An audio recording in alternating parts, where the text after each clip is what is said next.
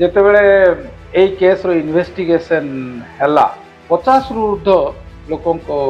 ଉପରେ ଚାର୍ଜସିଟ୍ ହେଇଥିଲା। କିନ୍ତୁ କାଳକ୍ରମେ କିଛି ଲୋକ ପଳେଇଲେ, ଏମିତିକି ଯେ ଆମର ବର୍ତ୍ତମାନର ଲୋକସଭା ସଦସ୍ୟ ଶ୍ରୀଯୁକ୍ତ ପ୍ରତାପ ଷଡ଼ଙ୍ଗୀଙ୍କର ମଧ୍ୟ ନାଁରେ ଏଫଆଇଆରଟା ହେଇଥିଲା। ଏଇ ଯେଉଁ ପୋଡ଼ି ଘଟଣାଟା ଅତ୍ୟନ୍ତ ନିର୍ଦ୍ଦୟ, ନିର୍ମମ ବା ଯେକୌଣସି ଭାଷାରେ ବି ଆମେ ନିନ୍ଦା କରିପାରିବା। ବର୍ତ୍ତମାନର ଆମର ମୁଖ୍ୟମନ୍ତ୍ରୀ ବି ଧାରଣାରେ ବସିଥିଲେ ତାଙ୍କୁ ମୁକ୍ତ କରିବା। ଆଚ୍ଛା, ଏପରି ଘଟଣା ଏମାନେ ଆସିଲା ପରେ ପ୍ରତିହିଂସାତ୍ମକ ହେଇକି ଆହୁରି ଯେ ବେଶୀ ନ କରିବେ ତାର କ'ଣ ଗ୍ୟାରେଣ୍ଟି କିଏ ଦେଇପାରିବ? ତାଙ୍କର ବ୍ୟବହାରରେ ଅନେକ ପରିବର୍ତ୍ତନ ଏବଂ ସୁପ୍ରିମକୋର୍ଟ ଯାଏ କଥା ଯାଇ ଶୁଣନ୍ତୁ, ବ୍ୟବହାରରେ, ଧାର୍ମିକ ଚିନ୍ତାଧାରାରେ ଏସବୁ କଥା। ସେ କ'ଣ ପାଇଁ ଜଣେ ମିଶନାରୀକୁ ମାରିଲା? ସେ କାହିଁକି ଗ୍ରାହାମ ଷ୍ଟେଇନକୁ ଆକ୍ରମଣ କଲା ବା ପୋଡ଼ିଲା ବା ତା ଦୁଇ ସନ୍ତାନକୁ ପୋଡ଼ିଲା? କ'ଣ ପାଇଁ? ତାଙ୍କ ଗ୍ୟାଙ୍ଗ ଯା ଗ୍ରୁପ ଯେତିକି କାହିଁକି କଲେ? ନା ଗୋଟେ ଧର୍ମ ଘୃଣାର ଭାବରେ, ଗୋଟେ ଧର୍ମ ପାଇଁ। ସେ ବ୍ୟକ୍ତି ଯଦି ଆଜି ସେଇ ଧର୍ମର ଚିନ୍ତାଧାରାରେ ଭଲ ହେଇଯାଉଥିଲେ, ତାହେଲେ ସେତେବେଳେ କ'ଣ ସେଇ ଧର୍ମ ତାଙ୍କୁ ଖରାପ କରିଥିଲା? ତ ଏଭଳି ଘଟଣା ପରେ ଜଣେ ଏଭଳି କାଣ୍ଡ ଭିଆଇଥିବା ଅପରାଧୀଙ୍କୁ ଯଦି ମୁକ୍ତ କରିଦିଆଯାଏ, ଏଥିରେ କ'ଣ ଆପଣ ବା ଖ୍ରୀଷ୍ଟିଆନ ସମ୍ପ୍ରଦାୟର ସମସ୍ତଙ୍କର ମତ ଏକ ହବ? ବ୍ୟକ୍ତିଗତ ଭାବେ ଯଦି ମୋତେ ପଚାରିବେ, ମୋ ମତରେ ମୁଁ କହିପାରିବି ତାଙ୍କୁ ଜେଲରେ ନ ମୁକୁଳେଇବାଟା ଭଲ। 1999 ମସିହା କେନ୍ଦୁଝର ଜିଲ୍ଲାର ମନୋହରପୁର ଅଞ୍ଚଳ, ଯୋଉଠି ଗ୍ରାହାମ ଷ୍ଟେଇନ ଏବଂ ତାଙ୍କର ଦୁଇ ମାଇନର ଶିଶୁ ବା ଦୁଇ ପୁତ୍ରଙ୍କୁ ପୋଡ଼ି ହତ୍ୟା ଘଟଣା, ଯୋଉଥିପାଇଁ ଦୀର୍ଘ 25 ବର୍ଷ ଜେଲରେ ରହିଲା ପରେ ମହେନ୍ଦ୍ର ହେମ୍ରମ ଏବେ ଜେଲରୁ ବାହାରିଛନ୍ତି ଏବଂ ଏବେ ଚର୍ଚ୍ଚା ସାମ୍ନାକୁ ଆସୁଛି ଯେ ଦାରା ସିଂଙ୍କୁ ମଧ୍ୟ ଜେଲରୁ ବାହାର କରିବା ପାଇଁ ବା ଦାରା ସିଂଙ୍କୁ ଜେଲରୁ ମୁକୁଳାଇବା ପାଇଁ ଏବେ ଚାରିଆଡେ ସ୍ୱର ଉଠିଛି। ମୋ ସହିତ ମାଇନରିଟି ବା ଖ୍ରୀଷ୍ଟିଆନ ସମ୍ପ୍ରଦାୟର ଯେ ନେତା ରହିଛନ୍ତି ପଲ୍ଲବ ଲିମା ବାବୁ ଖ୍ରୀଷ୍ଟିଆନ ମିଶନାରୀର ଜଣେ ସଦସ୍ୟ ଥିଲେ ଗ୍ରାହାମ ଷ୍ଟେଇନ, ଯାହାଙ୍କର କାମ ଯୋଉଭଳି ଭାବେ ଆପଣ କହୁଥିଲେ ଯେ କୁଷ୍ଠ ରୋଗ ରେ ପୀଡ଼ିତ ମାନଙ୍କର ଚିକିତ୍ସା କରିବା ପାଇଁ ଆସିଥିଲେ। ଗ୍ରାହାମ ଷ୍ଟେଇନ ତାଙ୍କର ଦୁଇ ପୁଅ, ଜଣେ ଶିଶୁ, ତାଙ୍କର କନ୍ୟା ମଧ୍ୟ ଅଛନ୍ତି। ମତେ ଲାଗୁଛି ସେ ବୋଧେ ଅଷ୍ଟ୍ରେଲିଆରେ ଏବେ ଡାକ୍ତର ଅଛନ୍ତି ଏବଂ ଗ୍ରାହାମ ଷ୍ଟେଇନଙ୍କ ପତ୍ନୀ ମଧ୍ୟ ଭାରତରେ ରହିଥିଲେ ବା ତାଙ୍କ ପୋଡ଼ି ଇଏ ଘଟଣା ପରେ ମଧ୍ୟ ସେ ଭାରତରେ ରହି ସେବା କରିଛନ୍ତି। ଆପଣ ଯେହେତୁ ଖ୍ରୀଷ୍ଟିଆନ ମାଇନରିଟି ସମ୍ପ୍ରଦାୟରୁ ଆସୁଛନ୍ତି ଏବଂ ଗ୍ରାହାମ ଷ୍ଟେଇନଙ୍କ ପୋଡ଼ିର ଇଏ ଘଟଣା ସାମ୍ନାକୁ ଆସୁଛି, ଯେତେବେଳେ ଇଏ ସାମ୍ନାକୁ ଆସୁଛି ଖବର ଦାରା ସିଂଙ୍କୁ ମୁକ୍ତ କରିବା ପାଇଁ ସ୍ୱର ଉଠୁଛି, ଆପଣ ଇଏ ସ୍ୱରକୁ ସମର୍ଥନ କରୁଛନ୍ତି ନା ୟା ବିରୋଧରେ ମତ ଦେଉଛନ୍ତି? କାରଣ ମହେନ୍ଦ୍ର ହେମ୍ରମ ଯିଏ ଥିଲେ ସେ ଜେଲରୁ ମୁକୁଳି ସାରିଛନ୍ତି। ଏବେ କିଛି ବ୍ୟକ୍ତି ବା ସଂଗଠନ ସୁପ୍ରିମକୋର୍ଟଙ୍କ ଦ୍ୱାରସ୍ଥ ମଧ୍ୟ ହୋଇଛନ୍ତି। ମୁଁ ଏଠି ଆପଣଙ୍କ ପ୍ରଶ୍ନରେ ହିଁ ଆଉ ଗୋଟେ ପ୍ରଶ୍ନ ମୁଁ ପଚାରୁଛି। ଆପଣ ଯଦି ତା ଇତିହାସ ଦେଖିବେ, ଗ୍ଲାଡିସ୍ ଷ୍ଟେଇନ, ୱାଇଫ୍ ଅଫ୍ ଗ୍ରାହାମ ଷ୍ଟେଇନ ହତ୍ୟା ଘଟଣାରେ ଯେତେବେଳେ କିଛି ଲୋକ ତାଙ୍କୁ ପଚାରିଥିଲେ, ସେ ସମ୍ପୂର୍ଣ୍ଣ ଭାବେ କ୍ଲିୟର ଷ୍ଟେଟମେଣ୍ଟ ଦେଇଥିଲେ, I have forgiven them, ମୁଁ ସେମାନଙ୍କୁ କ୍ଷମା କରିଦେଇଛି। କହିବାକୁ ଗଲେ ପର୍ସନାଲି ସେ ତାଙ୍କ ବିରୁଦ୍ଧରେ କେସ୍ କରିନାହାନ୍ତି କିମ୍ବା କୌଣସି ଖ୍ରୀଷ୍ଟିଆନ କମ୍ୟୁନିଟି ବି କେସ୍ କରିନାହାନ୍ତି। ଏଇଟା ଷ୍ଟେଟ୍ ଭର୍ସେସ୍ ଦାରା ସିଂ ଆମେ କହିପାରିବା। ଆଉ ଏଇ ଯୋଉ ପୋଡ଼ି ଘଟଣାଟା ଅତ୍ୟନ୍ତ ନିର୍ଦ୍ଦୟ, ନିର୍ମମ ବା ଯେକୌଣସି ଭାଷାରେ ବି ଆମେ ନିନ୍ଦା କରିପାରିବା। ଆଚ୍ଛା, ଗ୍ରାହାମ ଷ୍ଟେଇନ ସେ ଓଡ଼ିଶାକୁ 1965 ମସିହାରୁ ଆସି କୁଷ୍ଠ ରୋଗୀ ମାନଙ୍କର ସେବାରେ ସେ ନିୟୋଜିତ ଥିଲେ। ଅବଶ୍ୟ ସେ ପର୍ସନାଲି ଯେହେତୁ ଜଣେ ଖ୍ରୀଷ୍ଟୀୟ ବିଶ୍ୱାସୀ ଥିଲେ, ତେଣୁ ତାଙ୍କୁ ଲୋକେ ବିଭିନ୍ନ ପ୍ରକାର କହୁଥିଲେ ସେ ଖ୍ରୀଷ୍ଟ ଧର୍ମ ପ୍ରଚାର କରୁଛନ୍ତି। ଯାହା ବି ହଉ, ଗୋଟିଏ ଧର୍ମାନ୍ତୀକରଣର ଦୋଷରେ, ଆରୋପରେ ସେ ଅଞ୍ଚଳରେ କିଛି ଆମେ କହିବା ଯୋଉମାନେ धर्म रक्षा नारे हो बा अन्य कौन नारे से माने ये पदक्षेप नहीं मुख्य तो दारा सिंह नेतृत्व बोली कहुच्छी किंतु आगु भी जिते बड़े यही केस रो इन्वेस्टिगेशन हैला 50 रु ऊर्ध लोकों ऊपर चार्जसीट होता किंतु कालक्रमे किसी लोक पलैले एमती कि जे आमर वर्तमान रो लोकसभा सदस्य श्रीजुक्त प्रताप षडंगी नारे एफआईआर टा होइथिला एवं तापरे तांकर एफआईआर टा रु नाम बाद गला पुणी एपरि किछि लोक थिले अल्प जेते लोक को लोअर कोर्ट कन्विक्ट है आ किछि लोक माने अप्राप्त वयस्क होइथिबार सेमान को भी छाड़ी दिया गला किंतु परवर्ती समय रे the focus of the case what the government has initiated तत्कालीन प्रधानमंत्री अटल बिहारी वाजपेयी को निर्देश रे सीबीआई यार तदंत कला एवं भुवनेश्वर सीबीआई कोर्ट रे तांको दोषी साब्यस्त करा गला से मानकु साब्यस्त करी तांको माने फांसी दंड भी दिया गला किंतु परवर्ती ता एगेंस्ट जेते बेले अपील करा गला आजीवन कारादंड ताकू आजीवन कारादंड रे बदली दिया गला 25 वर्ष धरी से जेल रे रहलेनी हाँ 25 वर्ष धरी जेल रे रहिचंदी it is because of what the Indian justice system is आउ ग्राम स्टेन रो हत्या रे जो अभियुक्त माननकु माननीय अदालत जो दंड विधान देइछि से दंड कोनोसी संप्रदाय देना देशर आईन तांकु दंड देइछि तेणु जहा आईन रे रहिछि से हिसाब रे घटनाटा चली वर्तमान हेम्ब्रम को छाड़िले मु सुनुथिली because of his good conduct ना कोन सेति पे तांकु दारा सिंह रो मध्य समान कथा आसुची जेल रे तांकर व्यवहार रे अनेक माने जो हमें कहि परिबा भल प्रदर्शन रहिछि बा व्यवहार अत्यंत भल रहिछि एवं तांकर मानसिक स्तर रे अनेक परिवर्तन आसीछि जेल रे अनेक सुधार धर्मी कार्यक्रम मध्य से करूछंती जोथि पई जेतु तांकर व्यवहार रे परिवर्तन आसीछि एवं जेल से जो जेल रे अछंती सेठी मध्य से जेल रे सुधार आनिवारे से एक अग्रणी भूमिका ग्रहण करिसंती तेणु करी ये सबको भित्ति करी 25 वर्ष दीर्घ समय धरी से कारावरण करि सारलेनी तापरे तांको मुकुलेबा पई ये स्वर उठिछि एवं ये स्वर एबे उठिनी मते लागुछि 2022-23 पाखरु ये स्वर जोर धरिबा आरंभ करछि एवं एबे 2025 रे ये ता आगरु वर्तमान रो हमर मुख्यमंत्री भी धारणा रे बसिथिले तांको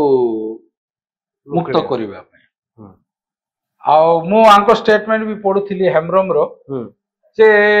देखो से कौन कहउछंती ना because of Congress and BJD government मु भूल रे जेल रे रहिछि अच्छा तांकु जेल रे रखिबा को कांग्रेस किबा बीजेडी काहे कि दबो आईन देछि से मानु जेल कोनोसी दल देई नाही किंतु ए माने जो प्रकार राजनैतिक रूप देबा को चेष्टा करूचंती सेटा काहे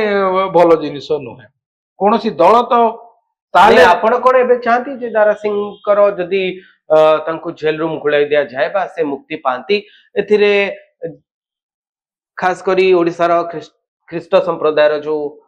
भाई भौणी माने रहचंती से माने कोना को समर्थन करिवे बा से माने कोन मत रहइबो जे जे जने क्रिश्चियन मिशनरी रो सदस्य जो बळी भाबे थिले ग्राहम स्टेन तांको जेतबळे ए बळी निर्मम भाबे हत्या करा गला ता सहित तांकर दुई छोट शिशु मध्य थिले जे उटी रे पडुथिले बोली आपण कहले तो ए बळी घटना परे जने ए बळी कांड भियाइथिबा अपराधी को जदी मुक्त करि दिया जाय एथिरे कोन आपण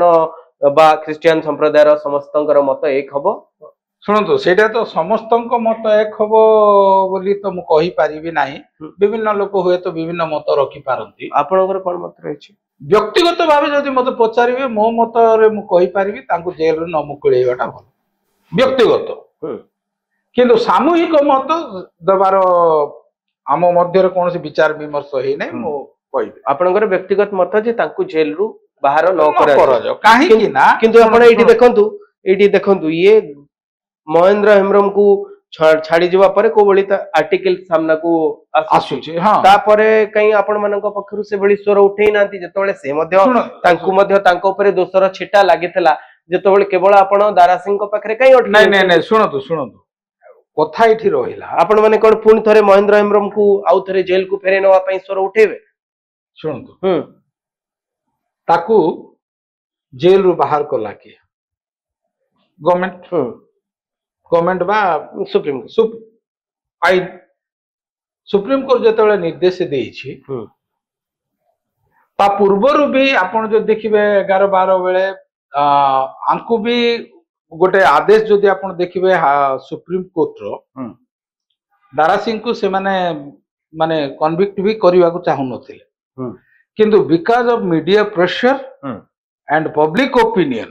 କୁ ଧରିକି ମୁଁ ଯାହା ଶୁଣିବାକୁ ପାଇଛି ସେତେବେଳେ ଗୋଟେ ପ୍ରକାର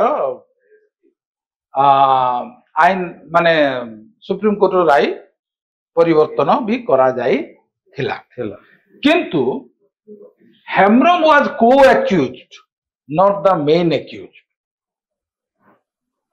ବୁଝିପାରିଲେ ଦାରା ସିଂ ହଉଛନ୍ତି ମେନ୍ ଆକ୍ୟୁଜ୍ଡ ଆଜିର ଦିନରେ ମୁଁ ତ କହିବି ମୋ ବ୍ୟକ୍ତିଗତ ମତରେ ଗତ ନଭେମ୍ବର ମାସଠୁ ଆରମ୍ଭ କରି ଅକ୍ଟୋବର ମାସରୁ କୁହନ୍ତୁ ଆଜି ପର୍ଯ୍ୟନ୍ତ ଏ 8-10 ମାସ ମଧ୍ୟରେ ମୟୂରଭଞ୍ଜଠୁ ଆରମ୍ଭ କରି ଆପଣ ମାଲକାନଗିରି ପର୍ଯ୍ୟନ୍ତ ଯଦି ଦେଖିବେ ପ୍ରାୟ 28ଟି ଖ୍ରୀଷ୍ଟିଆନ ମାନଙ୍କ ଉପରେ ଆକ୍ରମଣ ହେଲାଣି ଆଉ ବିଶେଷ କରି ଆଦିବାସୀ ସମ୍ପ୍ରଦାୟ ମାନଙ୍କ ମଧ୍ୟରେ ଆପଣ ଗୋଟେ କିଛି ଦିନ ତଳେ ଡିସେମ୍ବର 26 ତାରିଖର ଘଟଣା ଦେଖିଥିବେ 2 ଜଣ ମହିଳାଙ୍କୁ ବାଲେଶ୍ୱରର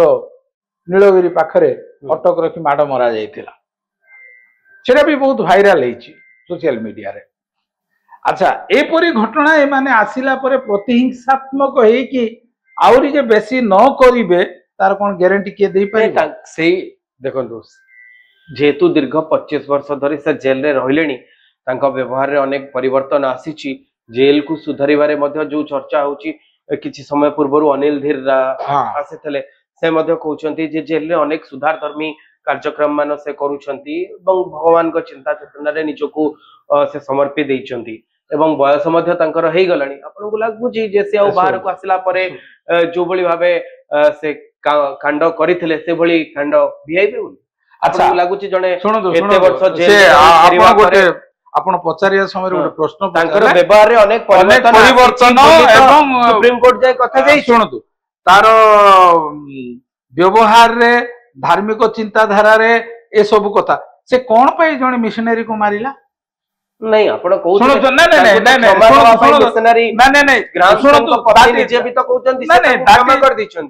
ମୁଁ ସେଇ କଥା କହୁଛି ଆପଣଙ୍କୁ ତାଙ୍କୁ ବା ଦାରା ସିଂଙ୍କୁ କାହିଁକି ଅଦାଲତ ଆଜୀବନ କାରାଦଣ୍ଡ ଦେଲେ ମେନ୍ ଆକ୍ୟୁଜ ମାରିବା ପାଇଁ ସେ କାହିଁକି ଗ୍ରାହାମଷ୍ଟେନକୁ ଆକ୍ରମଣ କଲା ବା ପୋଡ଼ିଲା ବା ତା 2 ସନ୍ତାନକୁ ପୋଡ଼ିଲା କଣ ପାଇଁ ତାଙ୍କ ଗ୍ୟାଙ୍ଗ ଯା ଗ୍ରୁପ ଯେତିକି କାହିଁକି କଲେ ନା ଗୋଟେ ଧର୍ମ ଘୃଣାର ଭାବରେ ଗୋଟେ ଧର୍ମ ପାଇଁ ସେ ବ୍ୟକ୍ତି ଯଦି ଆଜି ସେଇ ଧର୍ମର ଚିନ୍ତାଧାରାରେ ଭଲ ହେଇଯାଉଥିଲେ ତାହେଲେ ସେତେବେଳେ କଣ ସେଇ ଧର୍ମ ତାଙ୍କୁ ଖରାପ କରିଥିଲା? ସେ ସମୟର କଥା ବା ସେତେବେଳର ପରିସ୍ଥିତି ଏବେର ପରିସ୍ଥିତି ଭିତରେ ବଡ ତଫାତ ଆସିଛି ମୁଁ କହିବି ଯୋଉଥିପାଇଁ ସେ ଏଭଳି କାଣ୍ଡ ଭିଆଇଲେ ତା ପାଇଁ ସେ ଯଥେଷ୍ଟ ସମୟ 25 ବର୍ଷ ଧରି ଜେଲରେ ଏବଂ ଯୋଉ କଥା ହଉଥିଲା ଯେ ଗୋଟିଏ ଦିନ ପାଇଁ ସେ ପେରୋଲରେ ମଧ୍ୟ ବାହାରକୁ ଆସିନାହାନ୍ତି 25-24 ବର୍ଷ ଧରି ସେ ଜେଲରେ ରହିଛନ୍ତି ଏବଂ ତାଙ୍କ ପାଇଁ ସରକାର କଠୋରରୁ କଠୋର ପଦକ୍ଷେପ ନେଇଛନ୍ତି ଟିକେ ହେଲେ ବି ନରମ ଭାବ ପୋଷଣ କରି ନାହାନ୍ତି ନିଜ ପରିବାରକୁ ମଧ୍ୟ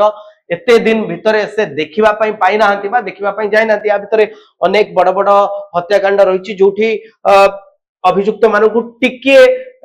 ଛାଡ ମିଳିଛି ବା ସେମାନେ ପରିବାର ବର୍ଗଙ୍କ ପାଖକୁ ଯାଇଛନ୍ତି କିନ୍ତୁ ମୁଁ କଥା କହୁଛି ଯେ ଦାରା ସିଂ ଯୋଉ କାମ କରିଛନ୍ତି ତାହା ଅତ୍ୟନ୍ତ ନିନ୍ଦନୀୟ ଏବଂ ଏହା ସମସ୍ତଙ୍କ ମୁଣ୍ଡ ସେ ସମୟରେ ତଳକୁ କରିଦେଇଥିଲା एबे मध्य से कथा जेतबेले चर्चा हुए निहाती भाबे समस्त को बहुत खराब लगे एवं या अत्यंत गोटे निंदनीय घटना बोली आमे कहि परिबा किंतु मु सर्वमोट एतिकी आपनकठु शेष कमेंट नवा पाई चाहिबी जे जदि दारा सिंह जेल रु मुकुली जानती जड़े क्रिश्चियन संप्रदाय नेता भावे ता परवर्ती पदक्षेप आपनकर कौन रहइबा ना आपण जदि सुप्रीम कोर्ट रो ऑर्डर परे से मुकुलंती आपण ताको स्वागत करिवे शुणु अदालत जो आदेश दब आम अदालत आदेश मानिबा को बाध्य आईन रो आदेश मानिबा को बाध्य किंतु किंतु देखंतु एटी गोटे प्रश्न इट मे बी माने फैक्ट और हाइपोथेटिकल दारा सिंह को पेरोल रे भी माने अदालत आज पर्यंत छाड़ू नाहंती काहेकि क्वेश्चन नंबर 1 क्वेश्चन नंबर 2 ये आउ गोटे आसुची मते जति लागुची कोरोना समय मध्य से किछि सहायता बा दान करथिबार खबर मध्य सामना को आसीतला हेई थाई पारे that I am not aware of मुसे विषय सेति मोर धारणा नाही मोर जो प्रश्नटा हैला कैन ही गिव गारंटी जे he cannot repeat the same things after releasing from jail कारण से जो अंचल रहती जो अंचल बसवास करती सी तो गोटे मोब को माने आज दिन कहवा गले मोब लिंचिंग जो कथाटा हुआ होची आजिकल ताको फ्रेजिंग कराई मोब लिंचिंग जो मोब को नहीं कि जो परी भाव आक्रमण कले निर्दयतार सहित निष्ठुरतार सहित ताको माने से विषय सारा विश्व रे गोटे चर्चार विषय है सेतेबेले भारत को लोके गोटे अन्य दृष्टि रे देखिले गोटे व्यक्ति पाए देश निंदित हला तबे धन्यवाद श्रीजुक्त लिमा आपण हम सहित रहितले एवं ए विषय चर्चा करथिले जे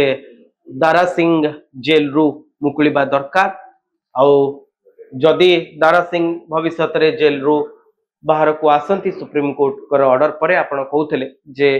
आपण माननकु बा क्रिश्चियन संप्रदाय रो भाई भौणी माननकु ए गारंटी दरकार जे से जेल रु बाहरिला परे आउ कोनोसी से भली काम करिबेनी जोथि पई ग्रामस्टेन को पुडी भली को विराट घटना घटितला बा जदि तांकर मानसिक स्तर रे सेते परिवर्तन आसीची एवं ए भरोसा जदि खास करी माइनॉरिटी संप्रदाय रो भाई भौणी को मन रे आसीबो जे दारा सिंह मुकुलिला परे आउ कोनोसी अघटन घटिबनी बा भली कांड घटिबो नै तबे निहाती दारा सिंह बाहर को आसिले आपण समर्थन देबे समर्थन नहीं अदालत रो फैसला में मानिबो ग्रहण करिबे मु आशा करूची आज रो वीडियो टी आपण मानन को भल लागतबो आपण माने हम चैनल को लाइक करंतु शेयर करंतु और सब्सक्राइब करंतु।